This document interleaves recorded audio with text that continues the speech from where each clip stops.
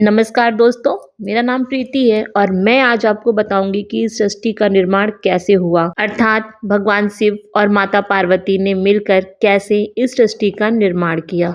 दोस्तों, ये उस समय की बात है जब ना आकाश था, ना पृथ्वी, ना प्रकाश था, ना अंधकार, ना समय था और ना ही कोई दिशा। चारों ओर केवल अनंत शून्य था। उस समय शून्य में भी एक चेतना विद्यमान थी। वह चेतना थी महादेव शिव।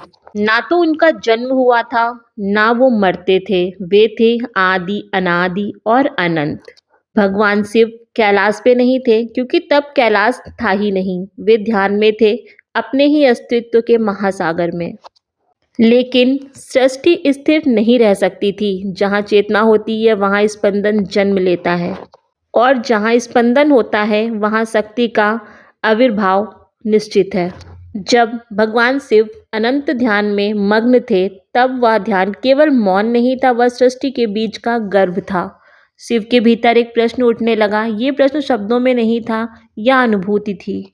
उन्होंने अनुभव किया कि केवल चेतना पर्याप्त नहीं है। चेतना को गति चाहिए, स्पंदन चाहिए, अभिव्यक्ति चाहिए।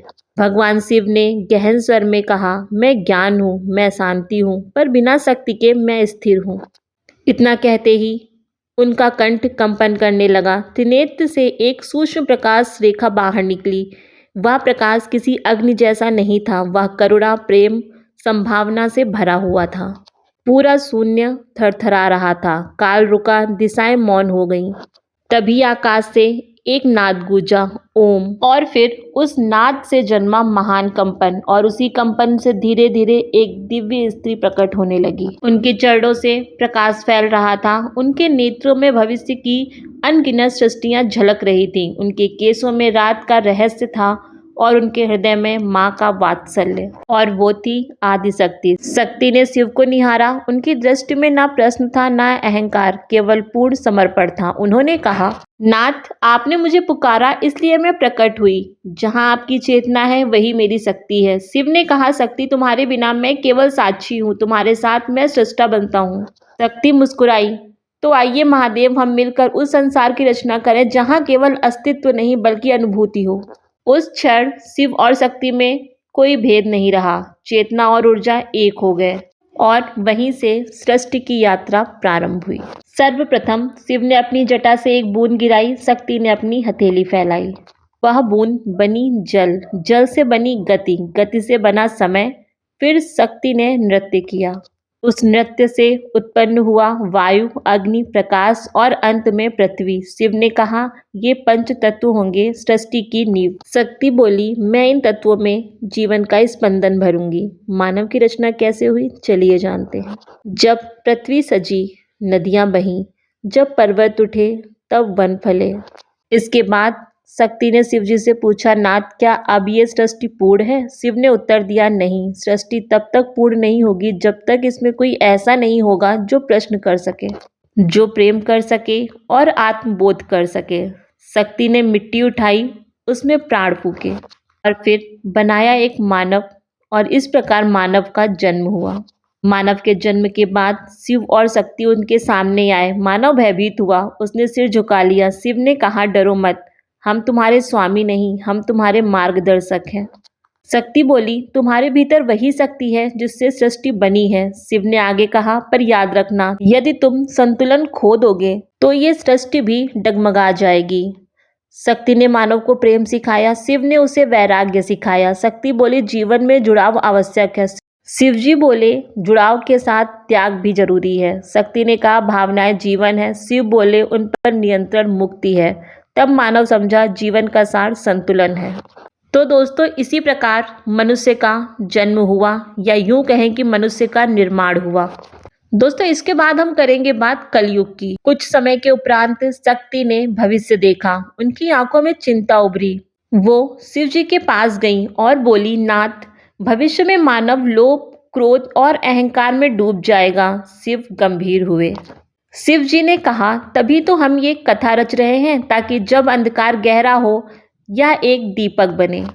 भगवान शिव, माता शक्ति ने आज के मानव के लिए संदेश दिया। शिव बोले, हे मानव, सृष्टि को भोग मत समझो, यह तुम्हारी जिम्मेदारी है।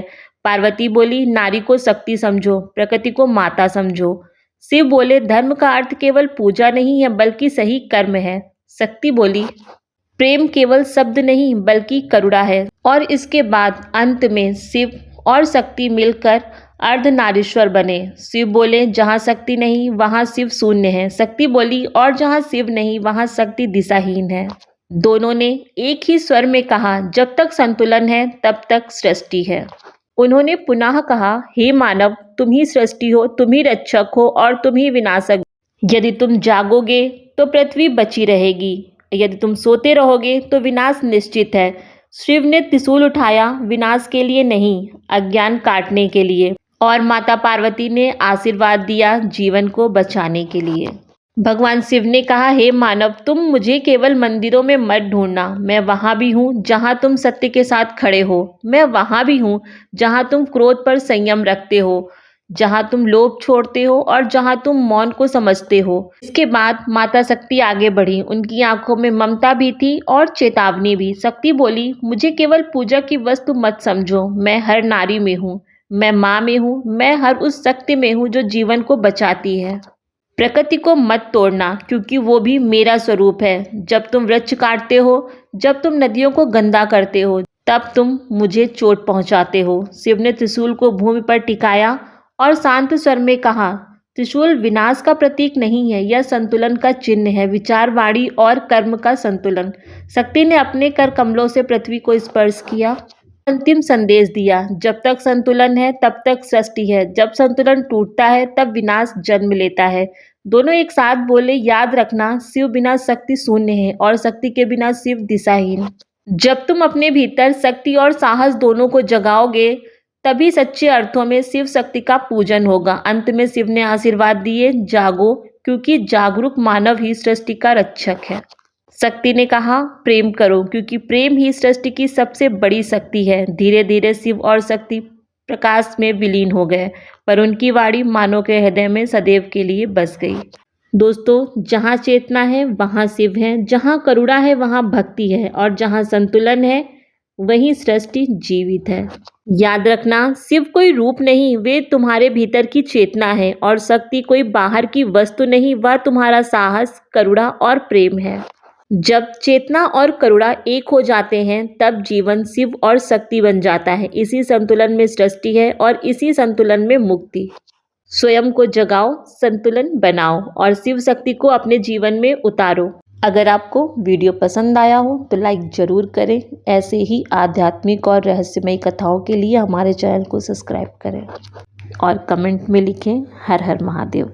आपकी एक पंक्ति इस ऊर्जा को आगे बढ़ाती है। Thank you so much for watching.